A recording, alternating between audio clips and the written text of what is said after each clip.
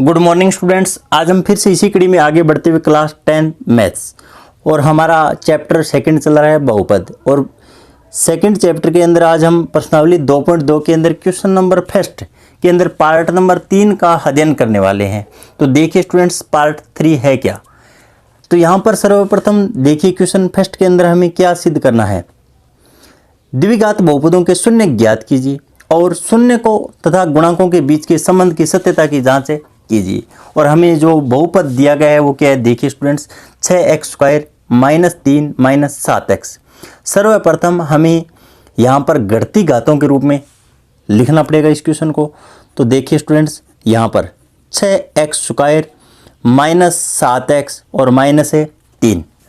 उसके बाद में यहाँ पर इसके गुणनखंड कर लेते हैं और गुणनखंड करने के बाद में जो हमारे पास गुणनखंड प्राप्त होंगे उनको शून्य के बराबर रख देंगे और वहाँ से हमारा x का जो मान निकल कर आएगा वह हमारा हल या मूल होगा। और यहाँ पर द्विघात बहुपद है तो इसके 2 शून्य निकलेंगे तो हमारे पास दोनों शून्य ज्ञात हो जाएंगे। तो देखिए स्टूडेंट्स, यहाँ पर गुणनखंड हम किस प्रकार से करते हैं।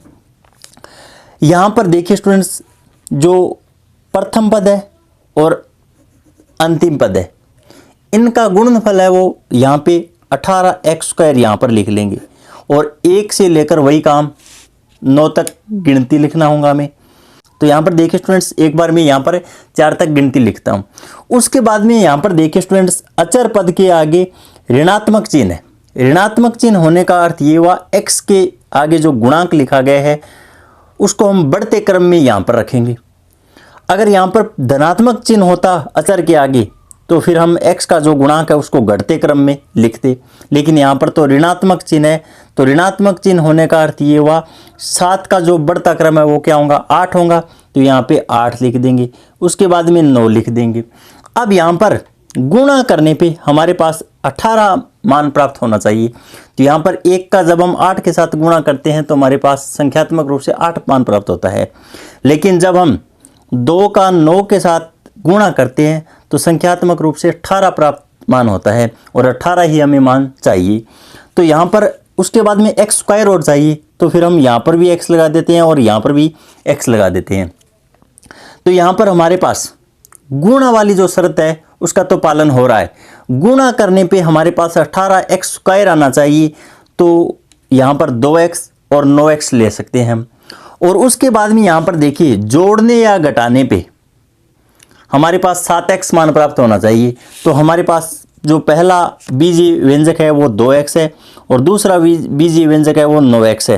तो यहाँ पर हम किसके आगे क्या चिन्ह लगाएं ताकि हमारे पास -7x बच जाए। तो यहाँ पे +2x कर देते हैं और माइनस का 9x, तो परिणाम में हमारा -7x बच जाता है।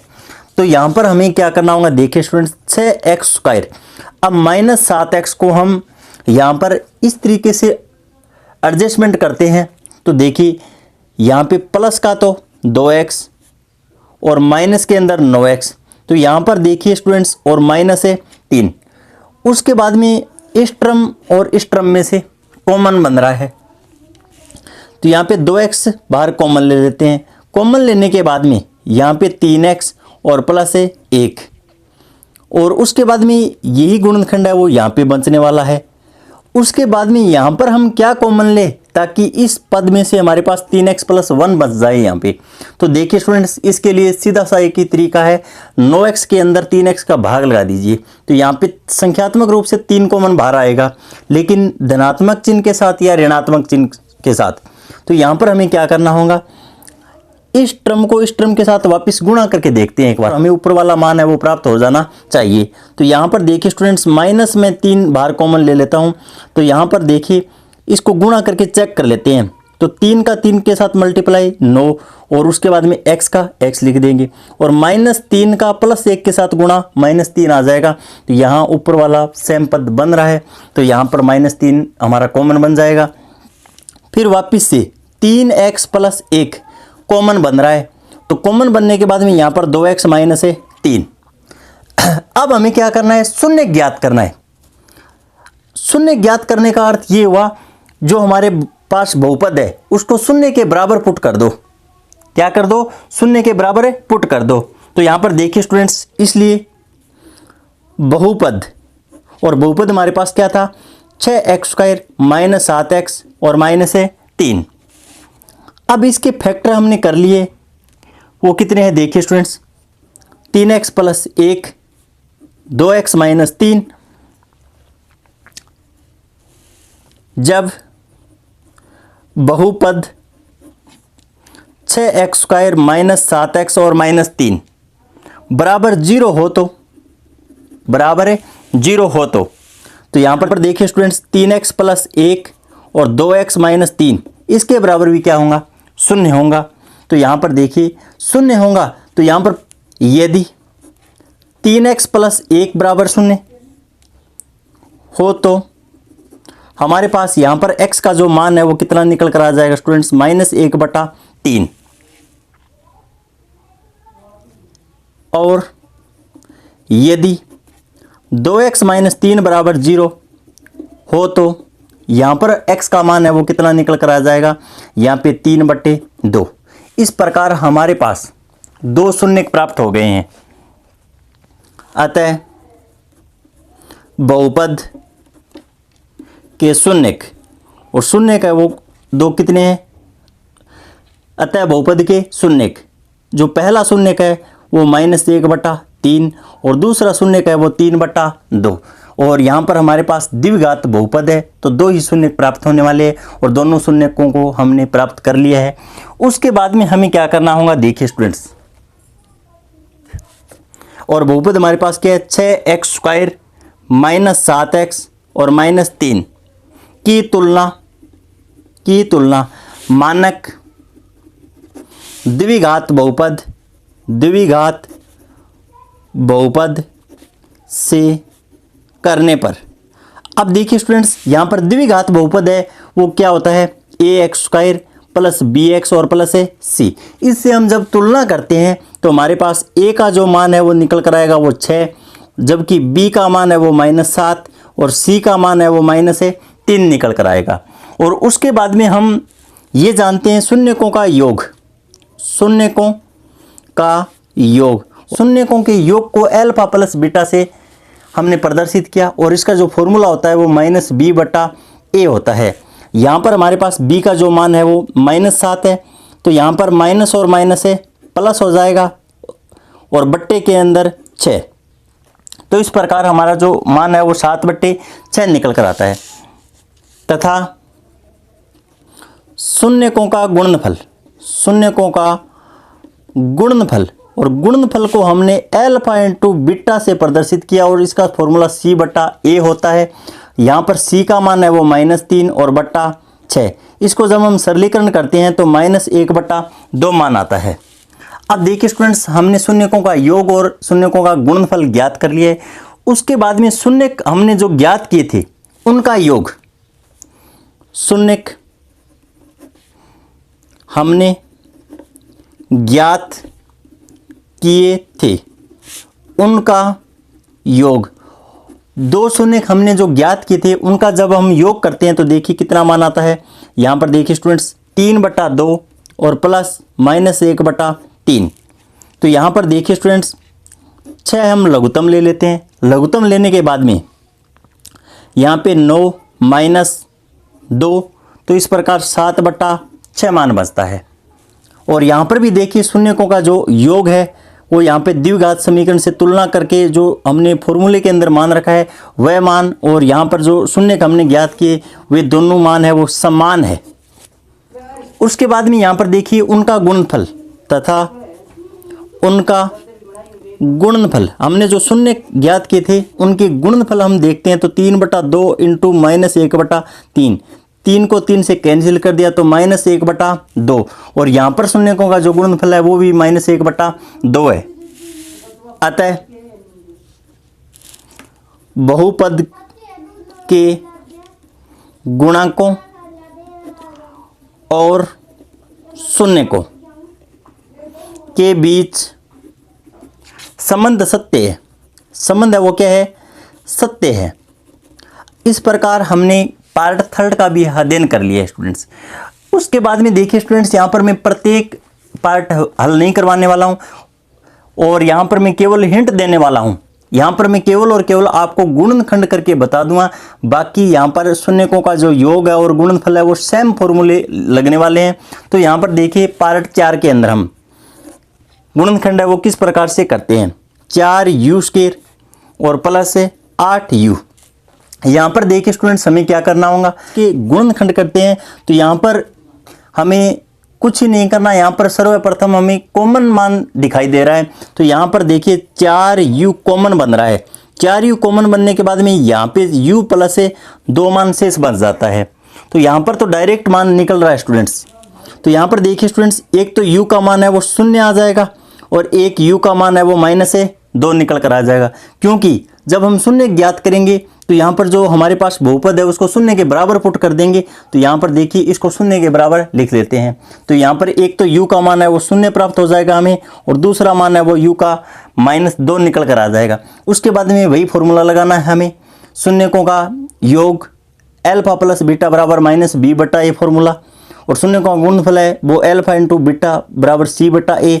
और यहाँ पर जब हम द्विघात समीकरण से तुलना करेंगे au² प्लस bu और प्लस c तो यहाँ पर देखिए स्टूडेंट्स a का मान 4 निकल कर आएगा, b का मान है वो यहाँ पे 8 आएगा और c का मान है वो 0 निकल कर आएगा। अब आगे देखिए स्टूडेंट्स पार्ट 5 के अंदर हमें क्या क्वेश्चन दिया गया है, t² - 15। यहाँ पर देखिए स्टूडेंट्स हमें इनके शून्य ज्ञात करने के लिए क्या करना होगा। तो जब हमें बहुपद ये t² - 15 दिया गया है, बहुपद t² - 15 और इसके हमें शून्य ज्ञात करने हैं और शून्य ज्ञात करने का अर्थ ये हुआ इस बहुपद को शून्य के बराबर हम पुट कर लेते हैं। तो यहाँ पर देखिए स्टूडेंट्स t² - 15 बराबर 0 और उसके बाद में हम देखिए स्टूडेंट्स यहाँ पर एक फॉर्मूला ये भी जानते हैं कि a plus b a minus B बराबर a² - b²। तो यहाँ पर देखिए स्टूडेंट्स जब हमें इस फॉर्मूले के अंदर कन्वर्ट करना हो तो यहाँ पे √15 लिख के और इसका होल स्क्वायर कर देते हैं और बराबर है 0। तो एक बार इसको प्लस के अंदर लिख सकते हैं, एक बार माइनस के अंदर। तो यहाँ पर t माइनस √15 और t प्लस √ के अंदर 15 और बराबर है 0। तो एक बार तो इस पद को और एक बार इस पद को शून्य के बराबर पुट कर देंगे। तो t माइनस √15 बराबर 0 और t प्लस √15 बराबर है 0। तो यहाँ पर t का मान है वो प्लस √15 निकल कर आ जाएगा और t का जो दूसरा मान है वो माइनस √15 निकल कर आ जाएगा। तो इस प्रकार हमारे पास द्विघात बहुपद है और इसके दो मूल है वो हमने प्राप्त कर लिए। एक तो प्लस √15 हो जाएगा, दूसरा माइनस √15 हो जाएगा और उसके बाद में वही फॉर्मूला लगाना है, शून्यकों का योग, शून्यकों का गुणनफल। और उसके बाद पार्ट 6 देखिए स्टूडेंट्स, 3x² - x - 4। सर्वप्रथम शून्य ज्ञात करने के लिए हम इसके गुणनखंड करते हैं और गुणनखंड करने के लिए मैंने आपको एक तरीका बताया है। वो तरीका क्या है देखिए स्टूडेंट्स, सर्वप्रथम प्रथम पद और अचर पद का गुणनफल करके यहाँ पर लिख लेना होगा 12x²। फिर वही काम 1 से लेकर 9 तक गिनती एक बार 4 तक लिख लेते हैं। उसके बाद में यहाँ पर चिन्ह देखना होता है, अचर के आगे ऋणात्मक चिन्ह है तो उसके बाद में यहाँ पर जो x का गुणांक लिखा हुआ है उसका बढ़ता हुआ क्रम लिखेंगे। तो 1 का बढ़ता क्रम क्या आएगा, 2 3 4। तो यहाँ पर देखिए स्टूडेंट्स गुणा करने पे हमें 12 मान प्राप्त होना चाहिए। तो यहाँ पे 3 का हम 4 के साथ मल्टीप्लाई करवा देंगे और उसके बाद में हमें तो x² चाहिए। तो यहाँ पर भी x लिख देंगे और यहाँ पर भी क्या लिख देंगे, x लिख देंगे। तो यहाँ पर गुणा करने पे तो 12 प्राप्त हो गया। अब जोड़ने या घटाने पे -1 आना चाहिए। तो हमारे पास एक बीजीय व्यंजक 3x है, एक 4x। तो इसके आगे तो हम पॉजिटिव चिन्ह लगा देंगे और इसके आगे नेगेटिव चिन्ह लगा देंगे। तो -x मान है वो हमारे पास है शेष बन जाएगा। तो इस प्रकार हम इसके गुणनखंड कर लेते हैं, 3x² plus 3x minus 4x और -4। तो यहाँ पर देखिए स्टूडेंट्स 3x है वो कॉमन बन रहा है, 3x क्या बन रहा है, कॉमन। तो यहाँ पर x और प्लस 1, यहाँ पर भी x प्लस 1 बचेगा। तो यहाँ पर हम क्या कॉमन बाहर ले ताकि यहाँ पर ये पूरा पद सेम बन जाए। तो यहाँ पर देखिए स्टूडेंट्स 4 हम कॉमन ले लेते हैं, वह भी माइनस चिन्ह के साथ। उसके बाद में हमें क्या करना होगा, देखिए स्टूडेंट्स, फिर से x+1 कॉमन बन रहा है और यहाँ पे 3x माइनस है 4। अब हमें तो शून्य ज्ञात करने हैं। शून्य ज्ञात करने का अर्थ ये हुआ, उस बहुपद को शून्य के बराबर पुट कर दो, और बहुपद अगर शून्य के बराबर पुट हमने कर दिया तो इसके गुणनखंड है वो भी शून्य के बराबर होंगे। तो यहाँ पर x+1 बराबर भी 0 और 3x माइनस 4 बराबर भी 0। तो यहाँ पर x का मान है वो -1 निकल कर आएगा और यहाँ से x का मान है वो 4/3 निकल कर आएगा। उसके बाद में शून्यकों का योगफल और गुणनफल वाला फॉर्मूला लगाना है। योगफल के लिए अल्फा प्लस बीटा बराबर -b/a और गुणनफल के लिए c/a फॉर्मूला लगा देंगे।